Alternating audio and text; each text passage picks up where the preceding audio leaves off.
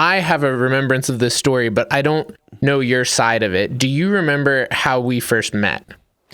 Yeah, so I remember I was looking through creators, just looking at new work, and I don't think it was Instagram back then. It may have been Vimeo. It seems like all the Vimeo kids moved over to Instagram now. But I remember I was looking, I don't know why I was looking in in that area in particular, but I was looking in kind of New England. I think it was because I didn't really work with many people up there, and I'd seen some really randomly good work. And so I was just poking around different people, and then I stumbled on your site or a Vimeo page or a project that you did. And I just remember going like, oh my goodness, this is just really gorgeous. Like you have a style that's like very like emotional but not pretentious. And I think that's the hard balance when someone's kind of starting up, is that it's really easy when you're kind of a young filmmaker to be like really pretentious without even realizing it. It's like we don't have to solve the entirety of the world's problems with sad, dark videos. So essentially, I remember seeing like something that was really kind of poppy, but like emotional, but like friendly and approachable. And then that was my catalyst, just of saying like, hey, this is really good. Not many people kind of in at least my thought was not many people in like your age range is like seeing the forest from the trees here. It's a lot in this industry. It's just like kind of directors kind of getting so moody and facing each other, like trying to like kind of one up each other in like sadness and darkness. And that's not healthy. Yeah. and we've been, my teams have been a part of a lot of those sad and dark things. Not to say that sad and dark doesn't need to exist. It's just that it's a really easy kind of trope to fall into as a director. Yeah. And so you sent me an email, I think is what I remember, is I just remember randomly checking my email one day and having this email from this guy I had never heard of, honestly. And it was like, hey, something, I don't remember what you said. I went to see if I could find the email, but my Gmail doesn't go back that far. Because this was a long time ago. This must have been like 8 years ago or something. Yeah. Heck, I could probably find it here. Oh, really? I switched from like Mac Mail to Gmail at some point, and so mine only goes back to like 2018. But mine's been all the way. You sent me this really kind email, and I was just in the first few years of figuring stuff out and like making little local stuff, and I was like, who is this guy? And I clicked on the Defacto link, and I don't remember what you guys had just done. I want to say that you had done something for like Oblivion or something, or there was some like video game work that I was like, oh, this is sick. Yeah, Skyrim probably. Yeah. It was like Skyrim and Nat Geo, and I was like, damn, this dude is super legit. But I so appreciate that, and it's something that actually has been a big thing for me. It's funny, like I feel like it feels weird to say like, not that I'm even where you were then necessarily, but like I try to take the time every once in a while, like if I see anyone on Instagram or Vimeo or YouTube doing anything that you're like, oh, you've got a piece of something, to just like take the time to write them a DM or send them an email or whatever else, because it's like that stuff was such a big deal to me starting out, and I feel like kept me going, and it's like fun to pay that forward to other people now. Especially early in the career, as things kind of continue to grow, and with my podcast and like with the company, now it's like we get plenty of praise, but early on you just don't get it, and it's hard. Right. I found the email though. Oh yeah. It says, hi Evan. Yeah, it was December 6, 2013. I stumbled onto your site from a mutual friend on Twitter. Really beautiful work. I love your demo, and the Haiti piece is fantastic. Just wanted to reach out and give you some virtual encouragement. Keep up the great work. And then you were like on a shoot schedule, and you're like, thanks so much. This is so nice. And checked out your stuff. And I was like, no worries. Hopefully we can bump into each other. And yeah, I mean, all it was just, I found something. I was like, oh, this is inspiring. And it was through Andy Baker, I guess. Oh, I guess you were connected, or maybe wrote something to him, and I saw that, and I started checking out your work. So that's actually what it was. It wasn't me just like poking around. I remember seeing, maybe you commented on something on Twitter, and then I just started to go on a deep dive on your site. Yeah.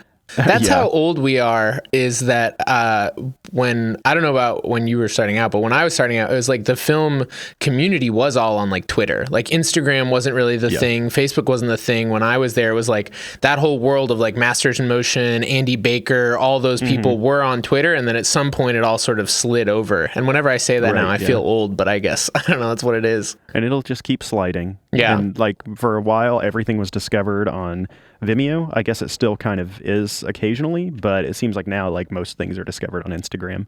Yeah.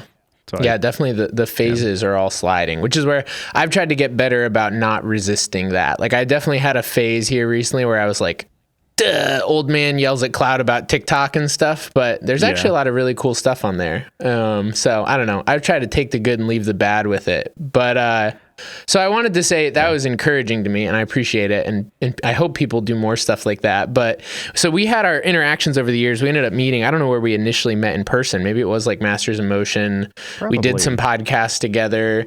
You sound designed some stuff that I was working on. And then we sort of didn't talk for a while, mostly because of the whole me walking away from the industry for like 2 or 3 years thing. And then in November 2020, I got another email from you out of the blue that was basically about like fitness stuff.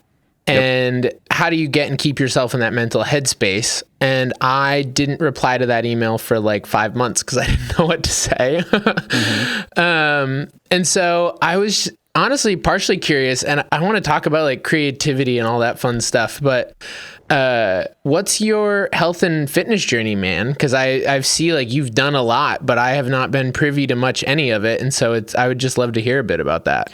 Yeah, there's some parallels here between both of us. And I think that I was seeing you doing something about your mental health somehow in there. And I knew that at the time I was also like really struggling with this overwhelming burden of just social inundation and just, you know, I don't know, just pretending. And I'm trying to build my career as well.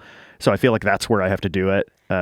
And so I remember like we spent some time you know, kind of together in this world, and then you kind of disappeared for a while. And that happens from time to time with people because I understand how insane the industry can be, especially if you kind of get in these like circles that really just like start to spiral into bad stuff. And so I saw that and you know, gave space, and this happens from time to time. And being in the industry, I know that I'm like, I understand that like my presence can also kind of like bring out those fears with people when they're trying to kind of like step away and then pick and choose what comes back into their life.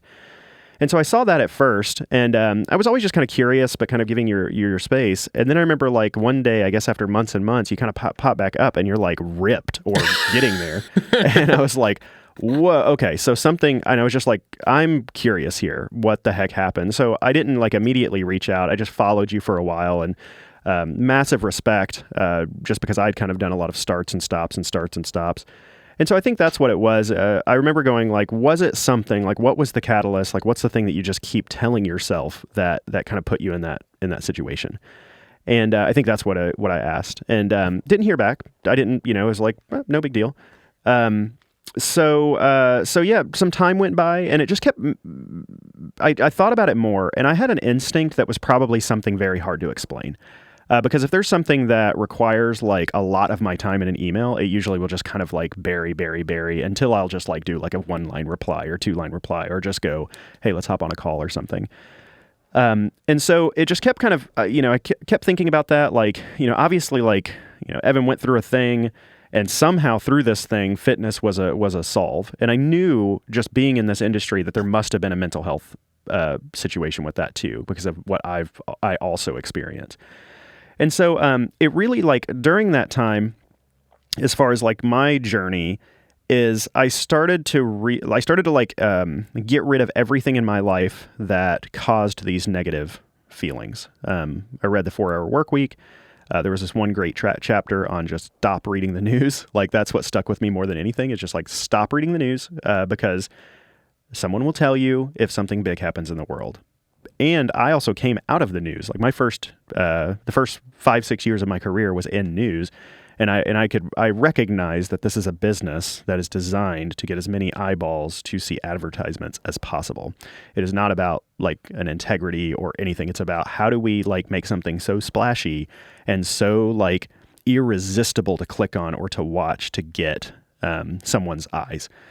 You know, if someone does a really salacious story, they become kind of a superstar in that. And so the business, I don't think most people get that. But the business of that is, I don't know, it was kind of appalling, and it just was taking a toll because there's just like bad news, bad news, bad news. So I eliminated all of the news. I started to eliminate social, at least all the way down to what I felt was like bare minimum. On Facebook, I wanted to keep it to where I could check in with people, but I unfollowed. I spent a couple hours unfollowing every person, including my wife and family, because I knew that there was just like a constant, like, grab my phone and look at it. Like, it was just automatic in my brain. And it took me like 6 months of opening Facebook with nothing on my news feed for me to finally start to put it down. And it's really, it really took that long just to stop that habit. Kind of same thing with Twitter. I kind of did a big unfollow. It's just like, it's here if I need to ask a question, if to serve the purposes of what I need kind of a large audience for. But I really started thinking, I'm now crystallizing what I'm doing in my career. I'm crystallizing like what my lane is, and I need to focus on that. I don't need to get worked up and start talking about some random political issue. Like, that is not me. That's not going to benefit my team, me, the family, anything. So I just started removing a lot of that stuff. I ended up making my Instagram, my personal Instagram, completely private, booted a bunch of people who are not like close families. And I really just made that a place where I just post things that make me happy, mainly pictures of my family and my kids and experiences. But that's locked down as well. So kind of on all three main social fronts, I locked it down for myself. I kept it open, but I made the apps not work for me as they're intended to be. So that was like my first step, news, social. I kind of locked it all down. So kind of a different way of doing probably what you did.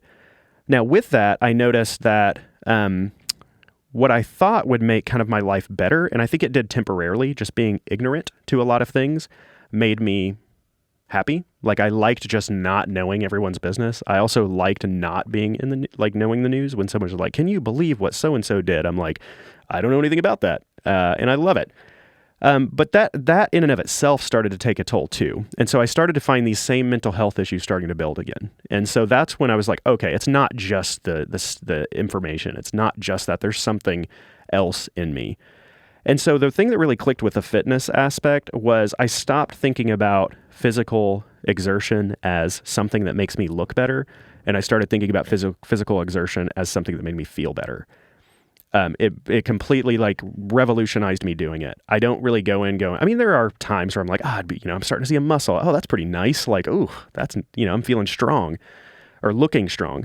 But really I continually tell myself that this is about my feeling. This is about like, my metabolism. I heard this really great Jeff Bezos quote, which I'm not really I'm not like a Bezos guy, but, he said something along the lines of like, as I grew in the company, like at first I was in the weeds of everything. Then like things start to lighten up. But when you become a CEO of a company, your job, when you're surrounded by brilliant people who know what they're doing, which I feel that way with what I'm doing now. Your job is not to just micromanage them. You got to empower them. Your job is to be prepared for high quality decision making. So I've noticed, at least over the past 2 or 3 years, that most of what I hear is going to be complicated or bad news. That's just the nature of where I am, because everyone else handles all the good news. But when it comes to me, they're struggling with a decision. So from my perspective, it can seem as if everything's going wrong because all I'm dealing with is the wrong stuff. Right. So I had to kind of recognize that in my life. I was just starting to get tired, just getting older, just like I'm kind of a minimalist in general. I wear the same shirt every day, the same shorts. Like, I really don't want to think about like what I would consider trivial things. I'll think if I go out and I'm going to see people, but in my home and when I'm working and stuff, I don't. So yeah, and then that's really the catalyst. It's just like I realized like when I started to like the endorphins. And then I just started to focus on that. It's just like, and then that kind of then led to, well, I can't lift or I can't run if I have a belly full of tater tots because it feels like garbage. So I've got to address that. Okay. Now I'm thinking about, okay, what about preparing to like be physically, active? So I thought a lot about eating. And then after that, well, now I want to maximize this. So I need to take protein. I need to do this. I need to do that. So really it's like, and I think that all goes back. It's a very long-winded way to say that like even the silence communicated to me that this is a much more complex, deep thing that you really can't communicate to someone else. And then we were texting back and forth and we texted the same thing at the same time. And that was like, it really depends on how bad you want it. If you're not working out, if you're not eating well, It's because you don't want it. Like, that's really it. Like, at some point in your life, there, most likely will be a time where you go, I have to stop this. I have to, like, I'm getting older. And for me, that was a couple years ago, and it was a bit of a breaking point, and I was just feeling old, and I was feeling sluggish. And now I just crave it. I mean, just that habit. I just need to go in and just, like, feel strong, especially if I have a very high pressure interview coming up. If I'm doing some sort of like public speaking, I've got to work out before it. I just need to get all that energy, all that anxiety physically out of me. And I never realized like how much physical exertion just reduces stress. Right. Yeah, man, that's so cool. And I do, it's like, it's hard because I remember when I got that email, I was in Florida and I was walking around a grocery store. I remember reading it and just being like, man, that's a really hard question. But yeah, I mean, I think do you really want it is a good way to frame it. I think the other thing is like, for me, it's like less about what do you want to look like and more like, who do you want to be? And that was the thing for me was like, I mean, I guess how I look like is a part of who I want to be, but like I had times before I was like, oh, it'd be great to have abs and I'll like crash diet for a month. But I sort of came to the point where I was like, I want to be a healthy and active person, whatever that looks like and however long that takes. And that's like the beginning of, for me, I remember also going like, it's going to take me at least 2 summers to get there. And that like those 2 mindset changes of like, instead of like, what can I do to look the way I want to look? Like, what do I have to do consistently to be the person who I want to be? And then like going like, that's not a overnight solve, like this stuff takes time. It's not a week by week or a month by month. That's the other thing too, is just, it's very easy to go like, okay, it's easy to do those calculations, like when you're in the shower and you're like, okay, so if I restrict my calories by this, in 2 months, I'll be at this weight and blah, and like this is, it's like so easy to get stuck on that. But for me, it's like, I always have to tell myself like, I just need to be on the right road. Like that's it. Right. And, I just need to be doing this 3-4 times a week. I need to be eating relatively well, kind of based off of my own rules that I've determined through time, not what other people do, but like what I've tried, what I've failed, what I like, what I dislike. And then also just kind of really that concept of recovery or when you slip, forgiving yourself, which is I've had a hard time with generally, but just kind of like that understanding of like forgiving yourself. Okay, I binged or something and some ice cream or whatnot, forgiven, back on it. Or Same thing with working out. Like I got sick or someone's sick or I went out of town and I just couldn't make it to the gym and I was out for a week. Okay, well now you're back. Forgive yourself, move on. Right. So forgiving myself, I think that also, so I guess that's another overarching thing. It's like, it was the best thing I've done for my mental health was working out, which then followed kind of like eating better. And then just getting in this just synchronicity with like food, which it's my energy and then exertion. And it all kind of works together. Like if I'm eating terrible, but working out, like I feel off balance. If I'm eating well, but not working out, like I feel off balance. If I'm not doing either, I just feel like I'm just slowly decaying. Right. But totally. Yeah, so mental health was also a big one for me. And I've known people, some CEOs or a CEO of a pretty decent company. And his wife was telling me that like his doctor said like for your mental health, because of this high stress job, you need to be working out at least 3-4 times a week. Right. Totally. And that's the thing too, that it's like to all of that, to that balance idea, it's like, I think it's important to calibrate to like what feels good for you. And that's something that's like, I've had a few people even come to me and say like, what you did was intimidating. And I'm like, you don't have to do what I did. I just wanted to feel good. Mm-hmm. And like, this is where it took me. And, in the same way that it's like, I think that's one of the big traps that I've found in this industry and sort of in life in general, is seeing someone else do something and feel like I have to do it to that level. We see, you see some Nike commercial or whatever else, or I just saw the thing that you guys posted on Instagram, that new Hummer EV thing. And it's like, that's sick. And because it's sick, I need to do it. And being like, I don't have to do that actually. It can be sick and I can have nothing to do with it. And that's totally and fine. That was smoke and mirrors. We rebuilt that. What do you mean? And so that's another thing. Early on in my career, I always gravitated toward people who are about to retire. And my wife was working at a post audio house, and he was probably in his 60s at the time. This really great high-end post audio house for animation in Burbank. And I remember him taking me aside when he learned that I started a business, and he said, the one thing that I want you to remember, and I still do, is like this whole industry is smoke and mirrors.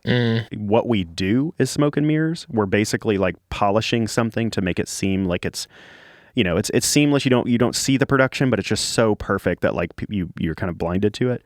But he said, even in your business, it's smoke and mirrors. And so I've gotten more and more crystallized on that over time. And so how that manifested itself in that kind of Hummer EV thing is that was just a documentary with really sick footage. And we did some sound design, but it was never bold and over the top. But when I was like trying to find something to post or get to the website, I was like, can you just do like a short, compressed, maybe 30-second version of just sound design only and just the sickest version in like an hour or two? And the sound designer wrote back and like, well, I see where you're going with this. It'll take me 4, 5, 6 hours to do this. If you think it's effective, go for it. And we were slow, and I was like, let's do it. And so we kind of manufactured that. So we do, even on our website, as sound designers, we do our own versions of our projects because we're not selling what the agency is selling. We're not selling what the production company or the post house is selling. We're selling sound design, and we're selling emotion. And so everything is manufactured to a way where like we are speaking what we do in everything that someone consumes. They can assume that that's the way it aired, but more often than not, it's not. Sometimes it is, but most of the time it's not. Yeah. So smoke and mirrors.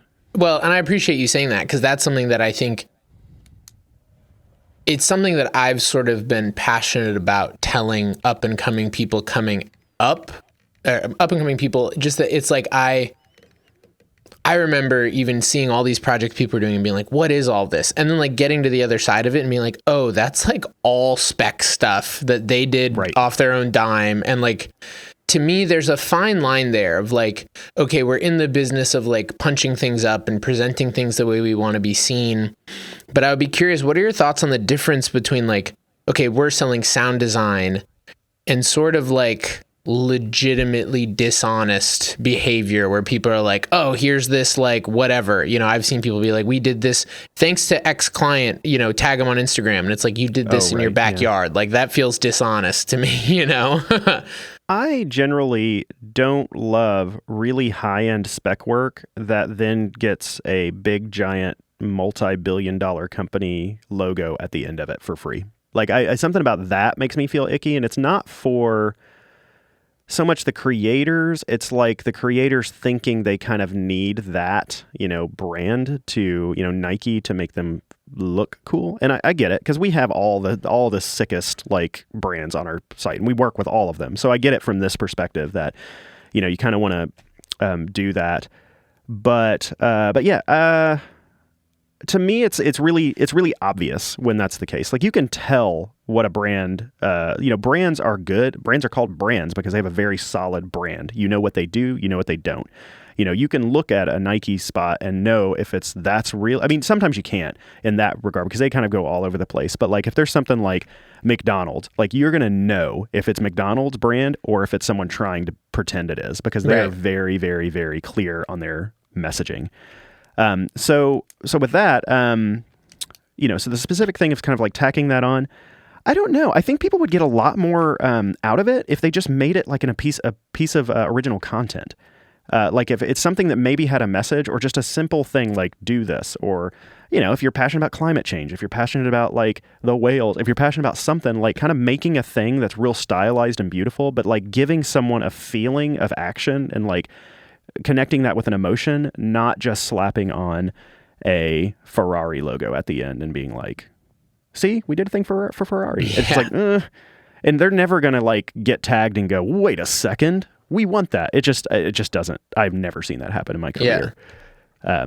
But what will happen is if you make something incredible for yourself, that's also original, that's not just kind of copying what you're seeing from everyone else.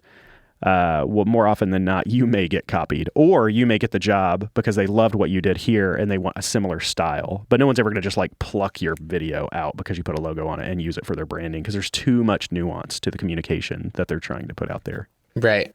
Yeah, no, that makes so much sense. And that's definitely been my experience. I mean, even going back to the thing of like that Haiti thing that you would have been commenting on was like a little nonprofit thing that I did for free because they paid to send me to Haiti on a medical missions trip, you know, like, and that got way more positive attention and energy for me than like any of a lot of the sort of like fake testy type stuff that we've done since then. And that's sort of like, for me, I guess it's been a paradigm shift in sort of like what, maybe it's more like a mindset shift, but like I don't really think about spec and I don't really think even about personal projects anymore. I just think about like for Challenger, it's like there's client work and there's original content. Right. And those are the two buckets. People should think like that. Is, you know, again, with the spec thing, switch that over to original content. We are in a very where we are in our lives, like if you're kind of like 30, maybe 32, 33 plus, maybe 30 plus, we're really ancient. Like we're becoming ancient. And we're thinking like, we don't see it because we think, oh, you know, compared to 60, 70-year-olds, like we're cutting edge. But we have to know like where our biases lie and what we put value in. For example, like one of my peeves in the industry is like someone who will kind of like shut down their life for a year or 2 or 3 to make like a feature documentary with the sole purpose of it getting into Sundance. In the amount of meaningful work you could make, the amount of meaningful work and the people you could connect with by doing in 2-3 years of making a lot of little things that are very emotional and very meaningful. So you can put all of your eggs in this one hopeful basket to get to Sundance, to where all your friends can be like, they got into Sundance. Like most likely you're not going to get into Sundance. It's still difficult. I think it's like we think, oh, that's the benchmark. That was the benchmark 2, 3, 4 decades ago. Right. Like that is not where people watch stuff. No one, like it's very few, like young people are like, oh, I'm wondering what's coming out of Sundance. I mean, filmophiles and docuphiles, like they're into that.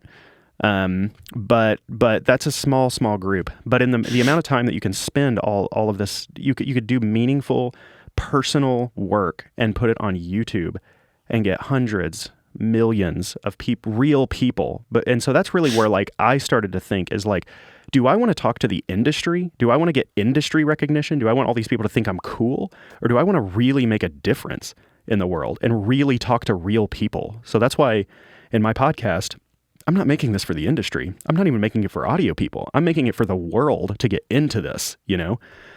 And so I think that like filmmakers get stuck in this. Meanwhile, we have 22-year-old YouTubers just crushing. We have 18-year-old TikTokers crushing in communication because they get the point. They're trying to communicate a concept on a very high level, good, bad, indifferent.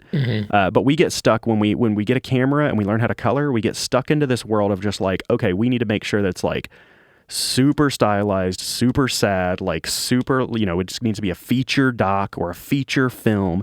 That stuff is ancient. Like anytime I get an email or someone's just like, I'm going to do a feature film. I'm like, okay, who's financing it? What studio is doing it? Like, you're not going to do it with us because it's going to get pulled into Warner Brothers if it's legit. And it's just, and honestly, it's like most of the time, it's just a gigantic waste of time. Right. You could make 100 4 or 5 minute videos that actually change the world instead of just like spinning your wheels just saying that like I did a feature film. Like, and I see it, and I've been in the industry long enough that a lot of these people, when I was in my 20s making feature films, are not doing anything in the industry except for still trying to make feature films with no money. Yeah. So, and sometimes you break out. But I mean, how many independent feature films even are you consuming? Like, no one is consuming. You don't have the time, like, as you get older. Right. So, like, I do have 5 minutes. I do have 10 minutes. I can, I do have, and if I'm in the car, I do have 20 minutes for a podcast or whatnot. But I don't have time in the mountain of content that Netflix, HBO, Warner Brothers, all these studios are making, and the mountain of content. I'm just not going to be plucking, like, super niche independent films out to spend an hour and a half, 2 hours watching. Right. So it's just a brutally hard business. But I look at it as I want recognition by what I think people value in the industry. Well, and I think so I'd be curious your thoughts on this, because I've definitely wrestled with that myself. And I think sort of where I'm at with it now is like, the reality is all of these things are brutally hard businesses on some level. Like if you want to go make a feature film, if you want to go have like a breakout podcast, if you want to have like a sustainable YouTube channel, there's a ton of work that goes into any of these things. But I think the question to me is like, what matters to you enough to climb that mountain? 'Cause like I care about telling stories of, to what you said, like things that matter. That's a big part of sort of what we're trying to do with Challenger. And that was one of the things that last year I was like, I don't really care if it's commercial branded content. I don't care if it's features. I don't care if it's all Instagram stories and TikToks. Like I just like using all the skills that I have to tell stories like that. And one of the cool things for me is like, I came from a music and design background. I came from all these other things. And so like, there's actually a lot more opportunities to bring all my skills to bear in things like social than there are in like me being a commercial branded content DP. And so like going, where can I really like put my weight behind something I believe in? And if you want to go right in direct features, I think if you really, really, really love that, you should just know that it's really hard, but all this stuff's really hard. And so that's where I'm curious, like for you with the podcast, like how did that start? Like where did you decide to do that? Well, rewinding a little bit on like if you want to direct or write feature films, you can't just do that sort of thing in a bubble. I could make a podcast in a bubble for the most part. You can't direct and write major feature films by yourself, period. And you sure can't do that when you have no network to do that with. So in order to get to that path, you can't. It's very difficult to just go from point A to point 1,000. So if someone really wants that, like I would say, get something that gets you in the networking bubble that you're very good at. And this is where you see, camera assistants turn into DPs and cinematographers. This is where you see, someone on the, a producer that then once starts to write. Like you find your way there. And I think that the idea of social media is telling us, oh, if you're not a breakout hit by 22, you're a failure. Like that is wrong completely, entirely. And your best work is not going to be at 22 most of the time. So a lot of these things are a journey of meeting people and building people kind of up around and finding mutual help and stuff. And then also being realistic with what you can do. Like, like Christopher Nolan is not going to come out of, definitely has done different things, but had a network of kind of probably film school people like Steven Spielberg, all these, those people had this network at USC. There was alchemy that made that happen, but you just can't do it in a bubble.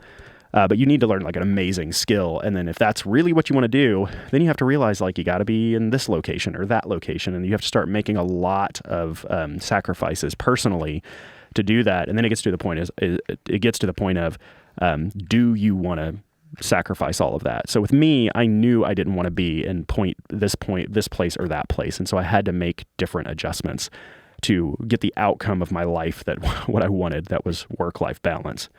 So as far as the podcast, the whole, to recap at least what led to the podcast is I own a sound design studio that nowadays mainly does trailers and promos and advertising. But when I started it, there was a lot more documentaries, a lot more like Discovery Channel type of shows, reality shows, the occasional commercial, a lot of nonprofits. Eventually over time, that really started to like get much more crystallized into advertising. Mainly because that didn't require me, if I'm doing feature films, I'd love to do feature films. I'd love to be mixing like Marvel movies. But to mix a Marvel movie, I've got to be working at Skywalker Sound just north of San Francisco, like period. That's not happening in Omaha because there's a big team and you have to make sacrifices. But I want to have a family. I have a family now. I want to be with my my like in-laws, and I want to be with the aunts and uncles and cousins, and my kids have a normal life. So to do that, I focused on things that I knew I could do anywhere, and it took a while to get to that point, but now I can. So about 5, 6, 7 years into the business, we were doing a lot of spec work, like what we had talked about before. New director comes up, hey, I did this thing, a lot of times real moody type of thing, and a lot of it's really good, and I have a lot of ability to sound design it and bring a lot of creativity to it.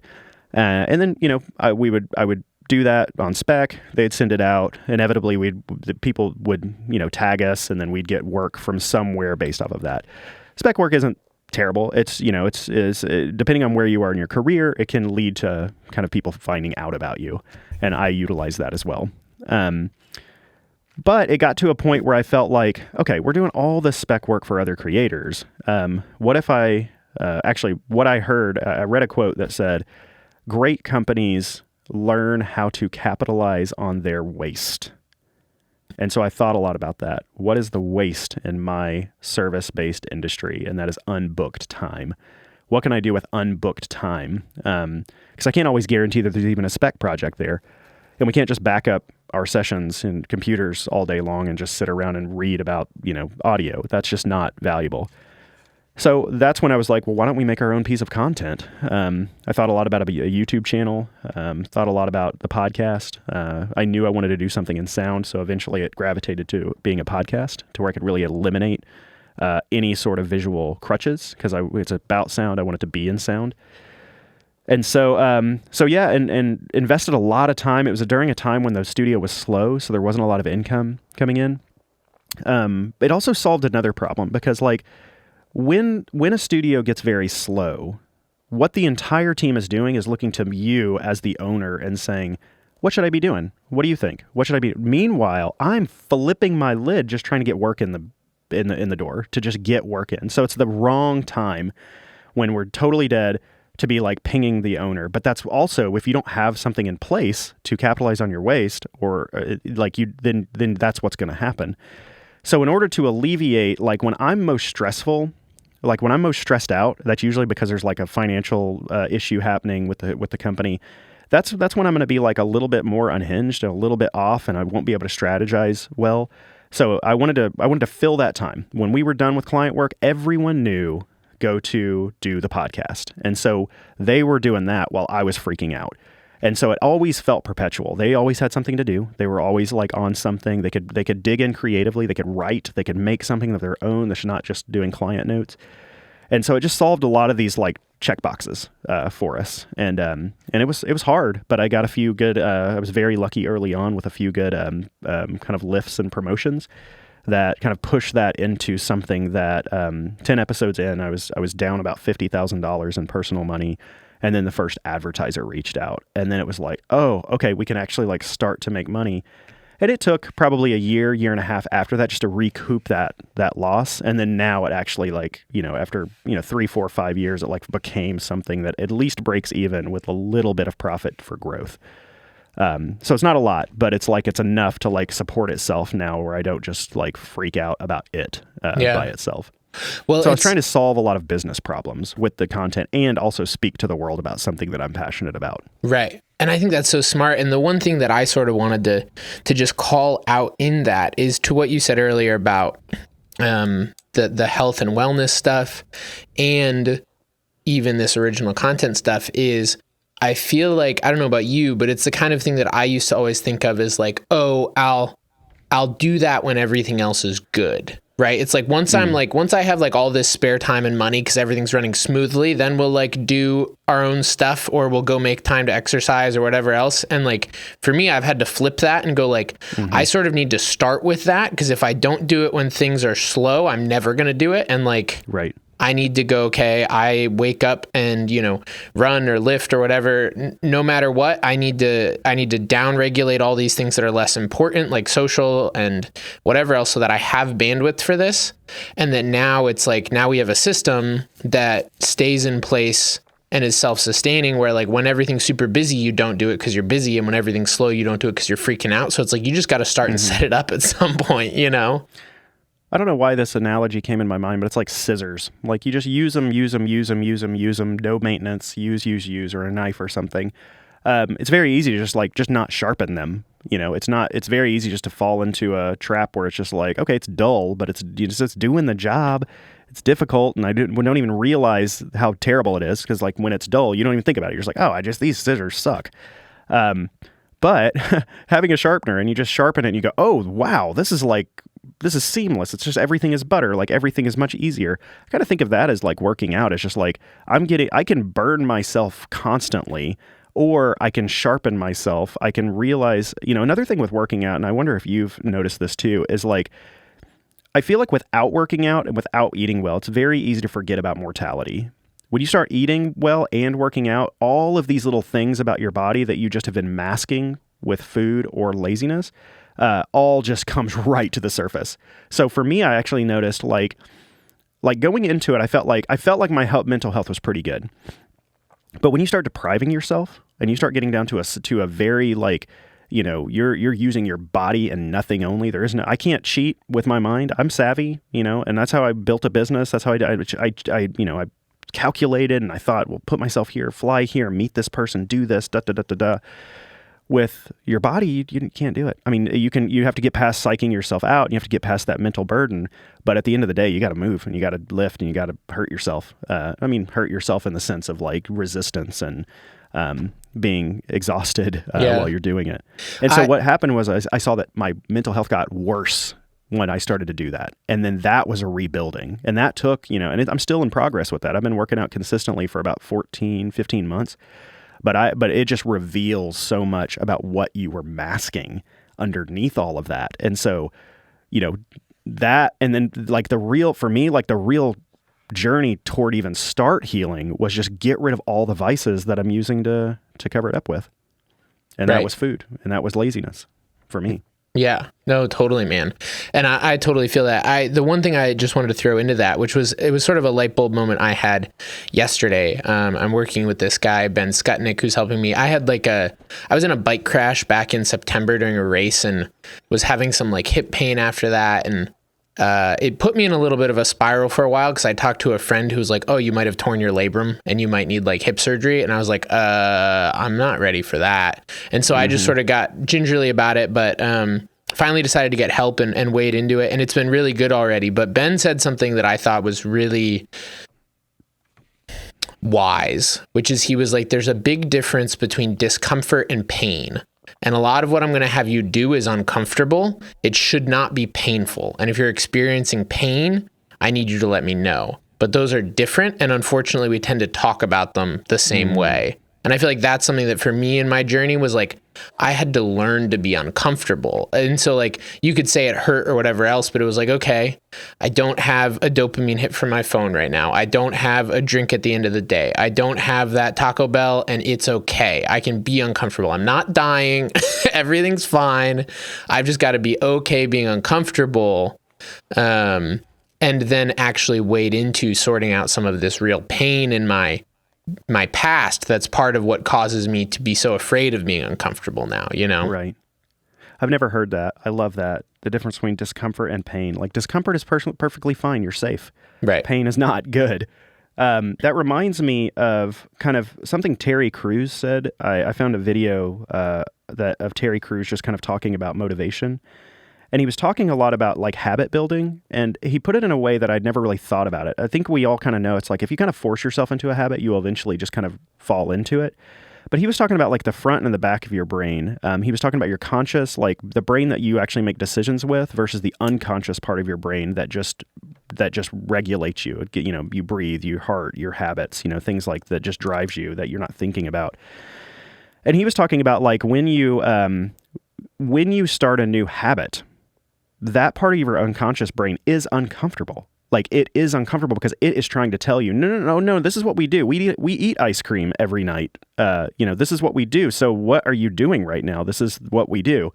Or, drinking or, getting out of the habit of working out or getting out of the habit of like just, going on a walk or getting up in the morning. That's a great one. Stuff like that. He was just like, no matter what, you have to recognize that like your like primal brain is going to fall into a routine and it wants to stick there. And so it will always be 2, 3, 4 days of being uncomfortable and forcing that to when that 5th day comes along, you don't think about it anymore. And then I can go long periods of time. That's what's really shocking is like when I start to fall into like bad eating, it's very easy to just like continue that. If I force myself for like 2 days, 3 days to like be uncomfortable, and every time I'm getting all these cravings, just be like, deal with it. I can get into stretches where like I'm eating great and in a great workout for weeks and weeks and weeks, maybe even months. So that's where like the forgiveness comes in. It's like immediate forgiveness, move on. It's okay. Like, and he made the argument just like life is meant to be enjoyed. A great meal is meant to be enjoyed. Like a great dessert is meant to be enjoyed. But like wasting my time eating the 37,000th Cheeto is not worth my time. Like I've had 37,000 Cheetos in my life. Like eat one, go, okay, neat. Now move on. Like, right. I don't need to just like pig out on Cheetos and Oreos. I've had thousands and thousands and tens of thousands of those.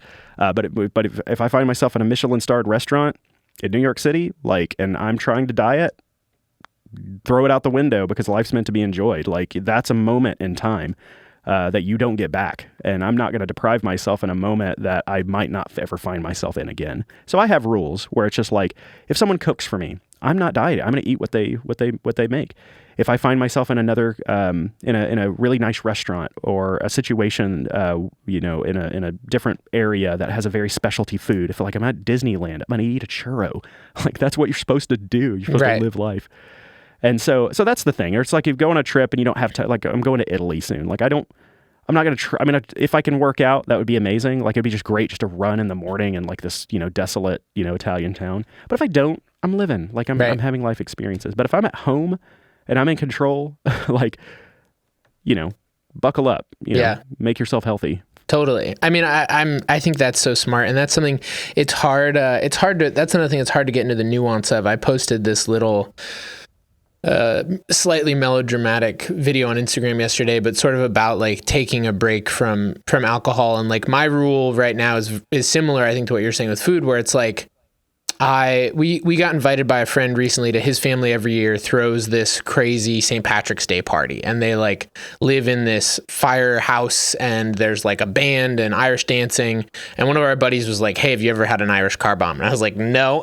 And he was like, well, you're gonna. And I was like, perfect. And I was so glad I did. I had no problem with that. But I was like, I don't need like whiskey at home on a Tuesday night for no reason. Right. Like there's a difference between, is this adding to the experience or is this me sort of retreating from life right now because I've either overstressed myself, I don't know how to deal with what's going on, I need help coming down, because like those are the habits that have been destructive for me versus like, okay, we're out at a rap party and someone wants to have a gin and tonic. Sure, fine. I'm not mad about that, Right. And the other thing that Terry Crews has said in that same video about living life and stuff, he said, no, if you are an alcoholic, if this is something you struggle with, if this spirals you, do not do it. Right. Like totally. You don't need to be in a situation where like, okay, this fancy cocktail, but that it's going to spiral you. But for people who are not into that situation, I mean, I think for me, like it's easy for me to like go out after not drinking after a month or something, have a few cocktails and like really want to drink the next day. Like just because it's just, oh God, I'm just like, oh, that's the feeling of why I did this before. But now, so I have to just get back to that thing. It's just like, that was a moment you were living your life. You were having a good time with your wife or family or friends. Forgive yourself, stop. Move on. You have to do the hard work for a day or two. I would even say the first day. Like if you can make it through the first day, like the next day is not as hard, and then the next day is easier. It's just always like that. It's always that first thing. So if you can forgive yourself, move on. And even if you do make a stumble along the way, like you can't control what's already happened. You can control right now. You can control your forgiveness and move on. And forgiving yourself is a good thing to practice. So true, man. Yeah, it's all one day at a time. And I totally agree. It's interesting. It's like, I feel like it's almost a stigmatized thing to talk about, but I recently, I heard this study. It was in the context of an ultra running podcast, actually. And they were talking about how high drive people have a high propensity to addictive behavior because it's a dopamine feedback loop. And we have the ability to push through resistance to achieve dopamine, serotonin feedback loops. That's the like definition of being high drive, that it's like, I'm going to go start a sound design company. Not everyone cares enough to do that hard work. I'm going to go be a freelance filmmaker. And so we also physiologically have this propensity that when we get those chemical hits, it's easy to go into that. And so that's something that I tell people, like, I don't identify as like an alcoholic. I identify as someone who can make an addiction out of anything that feels good for me. And if it's not serving me, that's been like League of Legends until 2 a.m. That's been scrolling Instagram. That's been Taco Bell, Crunch Wraps. That's been anything can be that. And I have to sort of take a hard assessment of like, is this taking me where I want it to go? Is it serving the people around me? And if it's not, I do have to be sort of brutal with cutting it out because I don't do things halfway very well. Me neither. And I think that's another thing too, in this Terry Crews video that he was talking about, just like another key aspect is like planning these things, like planning for when you live your life. It doesn't always have to be like every Saturday or every other Saturday. It's like, look at your calendar and go, I'm going on a date night with my wife, or I'm going to be with friends that day. And maybe there's a couple days of social events or whatnot. Whether it's just food or drinking, like just preparing to get in there. I mean, another time too, it's just like for me on the drinking front, if I'm really trying to like cut that, because now it's weird because with drinking, like it used to be about, okay, I can chill out very fast. It's a shortcut. I can also chill out by just like being mindful, talking to people, going on a walk. I can get there. Alcohol just does it super fast. God, I lost my train of thought on that, but like, what was I going to talk? It was something important about that. Alcohol, Terry Don't you hate it when Crews. like the whole like, oh yeah. So my train of thought was alcohol now is I'm super paranoid about my muscle synthesis aspect of it. Yeah. Because if I'm lifting, like right now, I'm like, my whole like arms and chest are just like burning. And I know, I'm making muscle. Like, I don't want to trip that up. So half the time, and that's also why working out and eating well becomes a it's like a balancing act. It's like it affects other things. If I'm not working out, I'm eating like garbage, and there's a good chance that like I just want to get the shortcut, have a drink, chill out, move on. But when I'm working out, I want to eat well because I want to maximize that. I've seen results just by eating well. I've seen results by taking like a protein supplement. I've seen results when like I'm doing a string of heavy lifting and I'm using creatine. I've seen results, and all the science, like, when I read about this stuff, like, the science with like alcohol, it's like, you don't want to do that if you're lifting super heavy, in the morning, or you don't really want to do that within 2 days. Because there's so much muscle activity being built, and that just kind of stops it all. And so now it's just like, that's why it's just like I love working out too, because it's regulating. It's becoming a much more like logic problem. It's not about, I just need to chill out. It's like, but I did all this work, which is also reducing my stress. If I drink, I'll have a momentary blip of feeling good, but then by the time in an hour or two, I'm going to start feeling guilty over that, and then I'm just kind of I'm sabotaging my own kind of gains that I want. So you know what? I just won't do that. Like, I'll find another thing to get through that. Well, and that's where I think that's like, it's so important as you start putting these healthy systems into your life, whether that's, exercising, whether that's eating well, whether that's just like creating stuff for your own sake, whether that's personally or you're distributing your own podcast, or like I've had a lot of people recently be like, man, you put out so much stuff. And I was like, honestly, it's because I'm not like fucking off all day anymore. Like, but the like making stuff or in your brain, keeps me out of sitting in my own depressive thoughts, scrolling through people's stories and being jealous of their behind the scenes pictures. That it's like, man, I've got like training to do. I've got stuff to make. I've got people to talk to. I just don't have time for any of that, know? And like it's almost like this slow feedback loop of like going, let's get to, it's not as like there's a role for downtime, but like for me, I do well on high uptime, and I will always create things to create uptime with. And it's like, okay, what are healthy things I can do with that uptime? And so it's like, okay, I'm going to get up, I'm going to go train for an hour. I'm going to go, read a little bit of like a daily meditation thing. I'm going to get ready to do a podcast. And like, I've been filling my days more than I have in the past, where it was like, okay, I have like 2 days of freelance DP work and now I have nothing to do for the next week. So I'm just going to like dink around the internet all week. And like that did all sorts of bad things. But like the positive things of that, the simple act of like well, I put work into this and I don't want to waste it now, that like you've started going, okay, I started this podcast that I really love, and maybe it's not making me a ton of money right now, but I don't want to give up on it. So I'm not going to go sit here and waste a bunch of time now, like almost putting eggs in baskets that now you have to protect, because otherwise you don't have anything. You just sit here and like,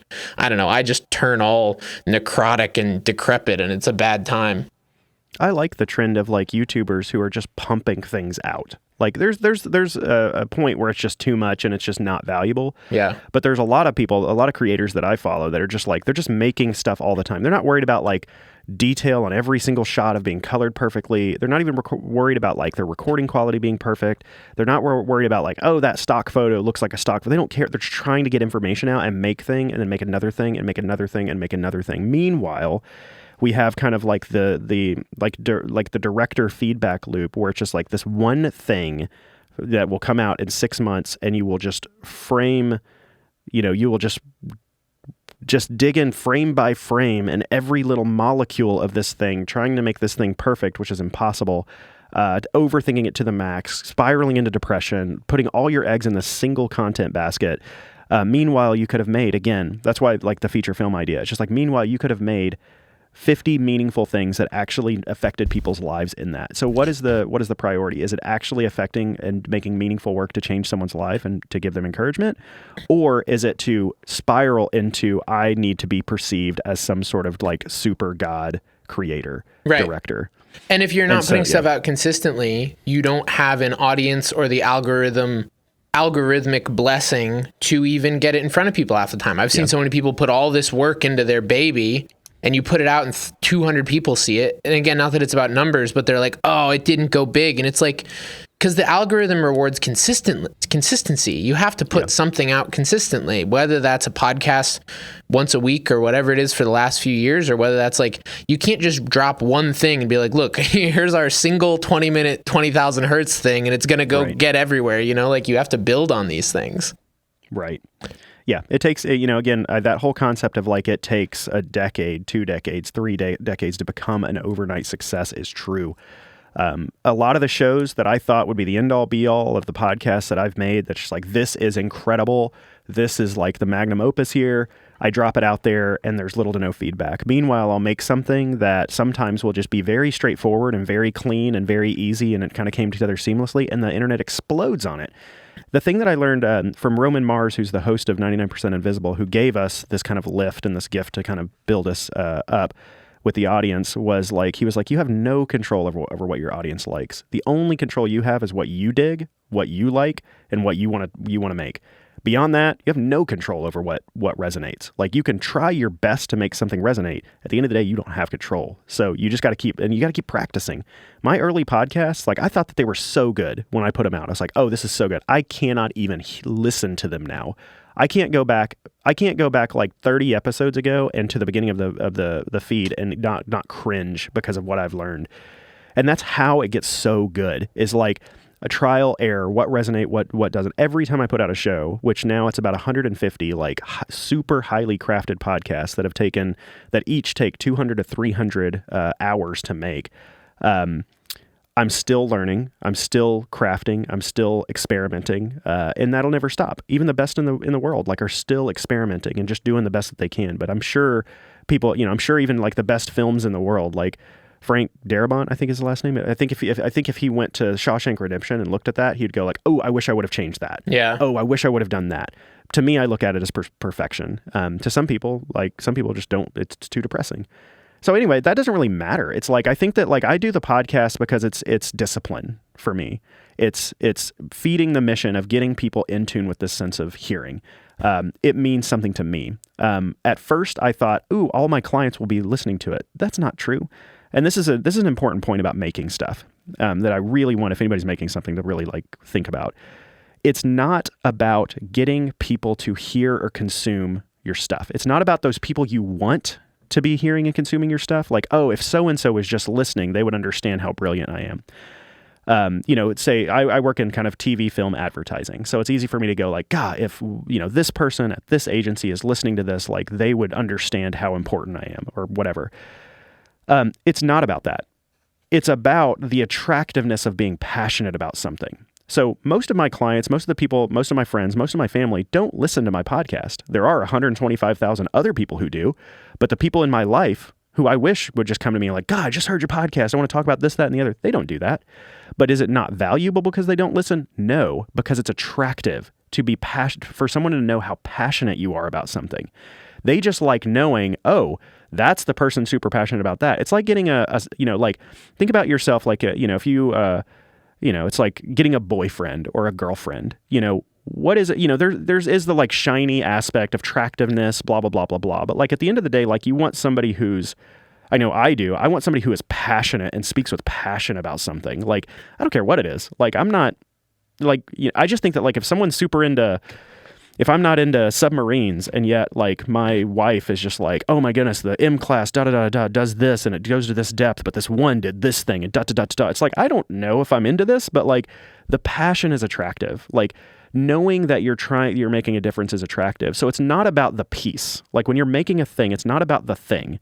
It's about what that attractiveness is because of just someone who is passionate about a thing is something that people just feel good about, So it's like my clients, the way that my podcasts work with the clients is they're not listening to it. They're just like super psyched and super supportive that I am very passionate in a thing and that it gets its own version of recognition, which is awesome.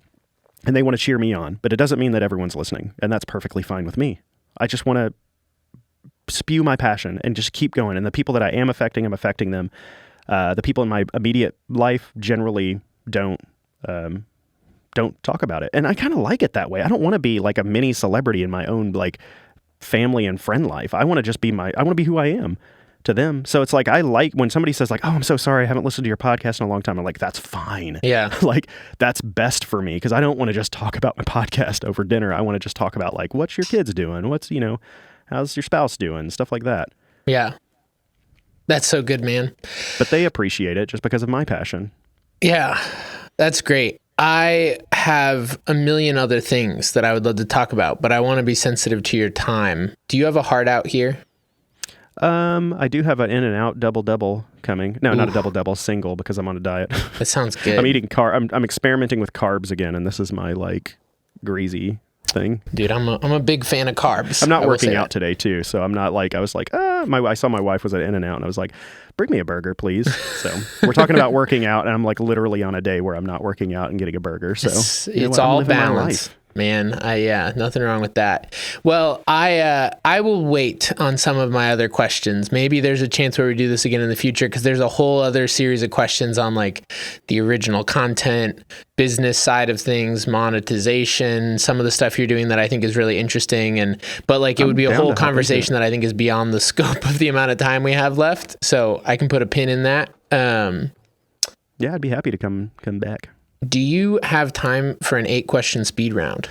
Let's do it. Yeah. Perfect. These are 8 questions, some of which are easy and some of which are basically impossible to answer quickly. And so you take as much time as you need, but the goal is go with your gut. All right. So if you are ready, I will start on your signal. Signal. In an increasingly silent captioned social video world, why does sound design matter? In an increasingly captioned world, why does food matter?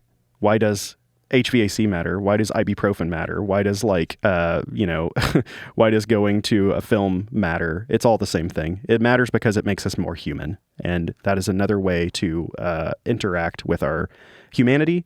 And just because one place doesn't have that or doesn't reward, algorithmically your, sound stuff, doesn't mean that it's not just as valuable. It's just that one little place is makes its most money by not having that.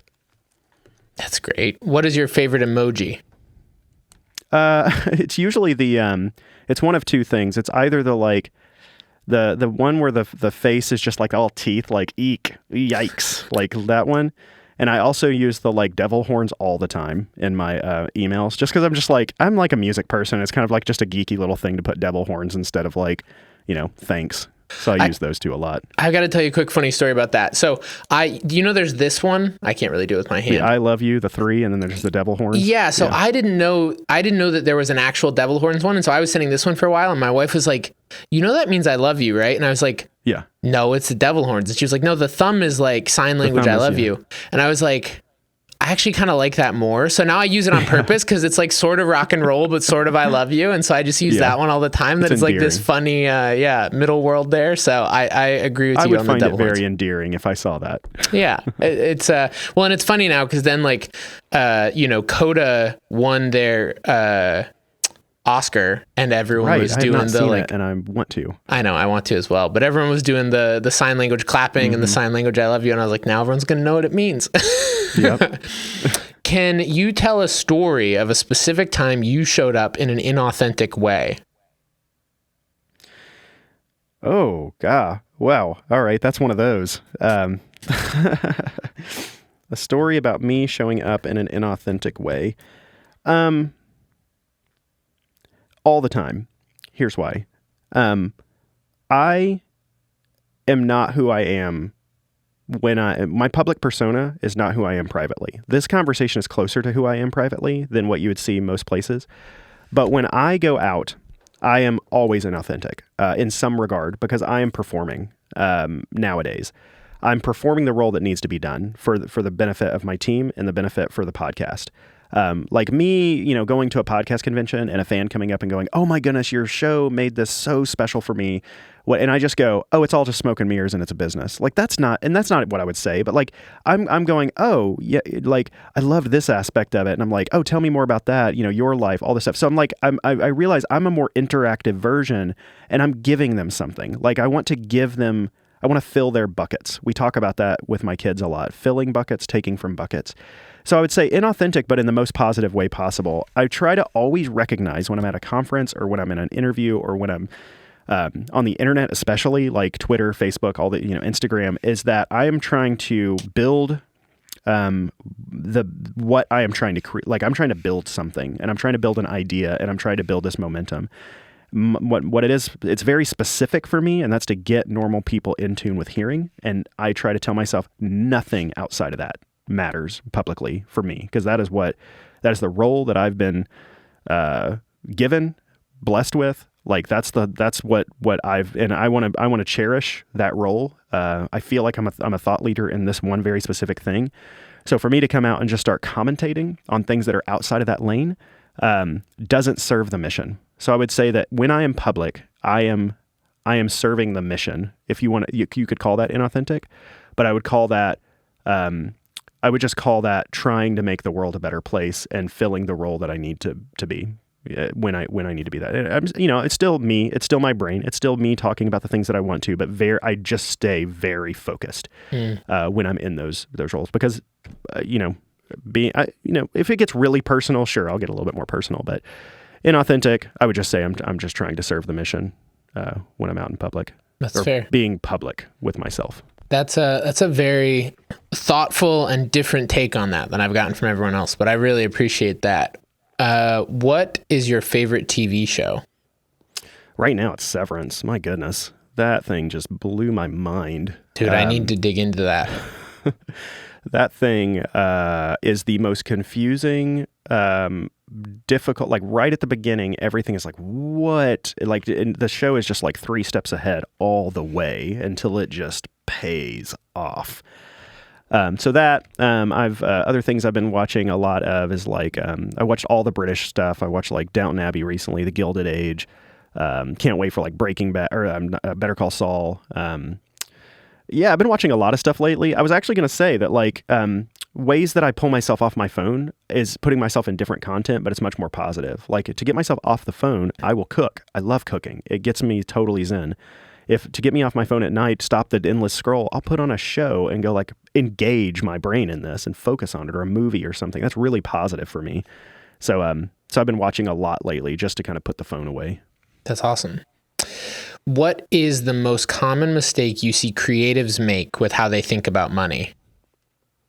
Oh, about money. Oof, dang. You had me with like, what are the most common mistakes creators make? And then you're about money.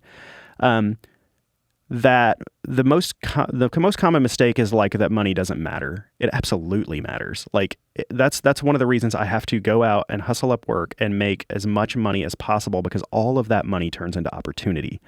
Because, you can say money doesn't matter, and then you go on to then force that among everyone and say, do this for free, do that for free. Hey, can you do me a favor? One day this might pay off, da, da, da, da, da. Or in my regard, I've been like, I'm going to aggressively go after things that make money, because what that does is that feeds the mission, it feeds the podcast, it feeds my team. I can give raises, I can bring someone on, I can create jobs.